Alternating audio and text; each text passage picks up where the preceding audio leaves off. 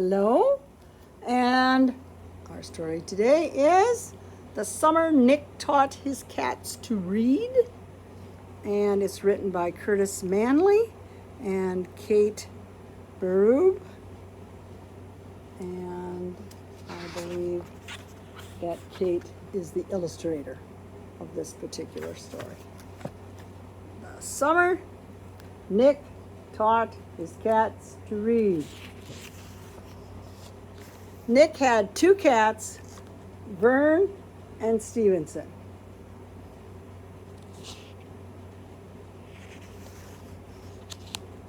They spent summers doing everything together. But when Nick sat down with a book, the cats had their own ideas.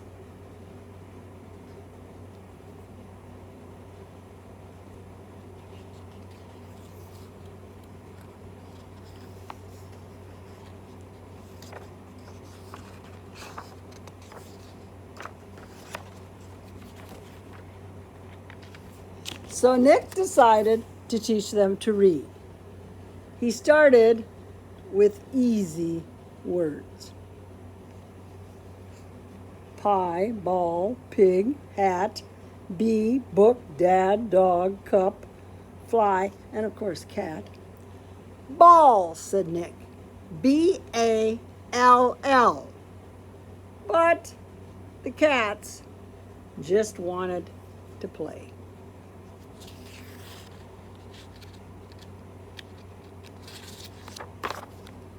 At lunchtime, Nick pointed at the word food. The cats ignored him. This one's having a snack, and this one, of course, likes to do what cats do, which is knock things over. Wake up, said Nick after they fell asleep. This is no time for an NAP. His cats did not like that at all. And you can see from their eyes, they're kind of giving him the stinky eye because he woke them up. So Nick made new flashcards, and Verne got interested. Because, of course, what does that one say? Fish. And it's shaped like a fish. But not Stevenson. Stevenson just said, "Meow," and crawled under the bed.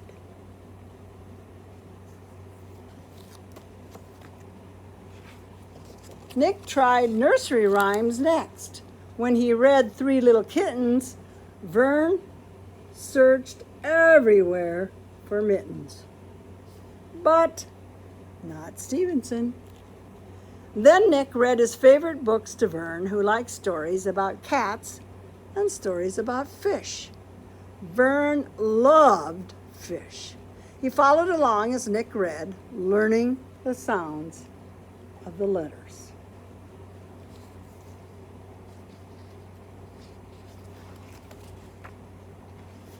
Verne practiced on his own over and over, even after Nick went to bed. Soon, he was reading new stories all by himself. And this is Two Fish, Four Fish, and 20,000 Leagues Under the Sea. The next morning, Nick tried once more. F-I-S-H. See? Fish.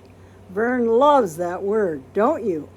But Stevenson said, meow, and ran under the porch. He hissed at Nick and Verne.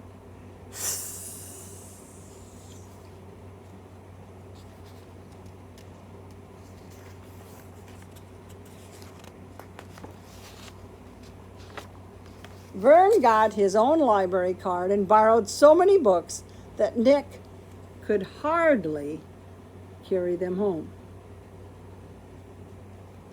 When they discovered a story they both liked, they acted out their favorite scenes. They dug up fish fossils in the flower bed. They bounced across the surface of the moon. It was fun, but it would have been more fun with Stevenson. And can you guess where Stevenson is? Under the bed.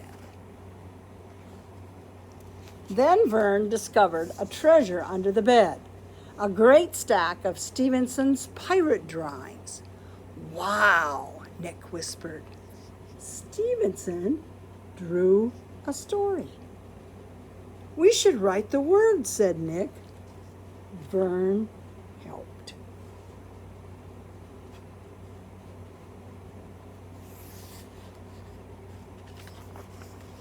When they were done, they squeezed under the porch, gave Stevenson an eye patch, and read The Tale of One-Eyed Stevenson and the Pirate Gold. Stevenson listened and followed along. He didn't run away or hiss, not even once. So Nick and Verne took him to the library to find more books.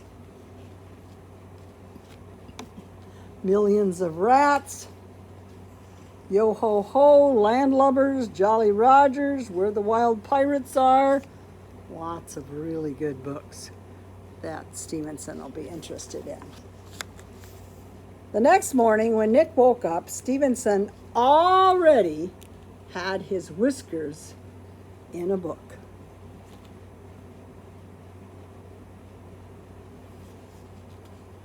And it's called Treasure Island, which is a classic. When Verne and Nick needed help fighting pirates, Stevenson found a sword too. Welcome aboard, matey, Nick yelled. Step lively. Nick and Verne rounded up 2 scurvy mutineers, and Stevenson held them at bay.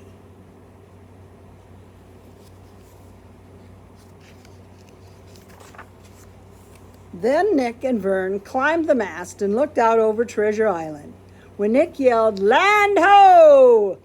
Stevenson was right there with them. Then they all hurried down and waded ashore, and it was Stevenson who found the buried treasure.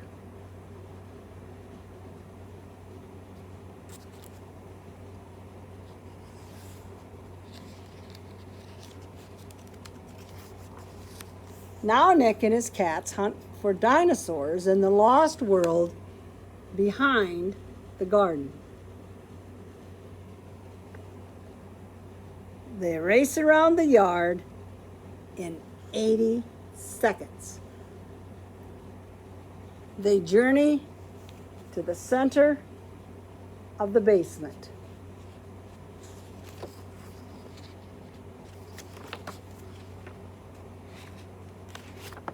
Sometimes Verne and Stevenson curl up with their own books, and sometimes Nick reads to them while they close their eyes and purr.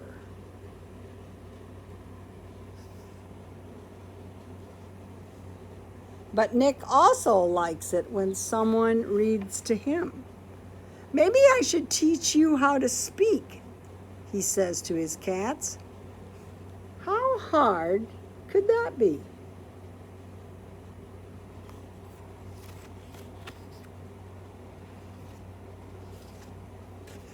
Meow, says Stevenson. The end of The Summer Nick Taught His Cats to Read. This book is out reach, looking for a home. See you soon. Bye.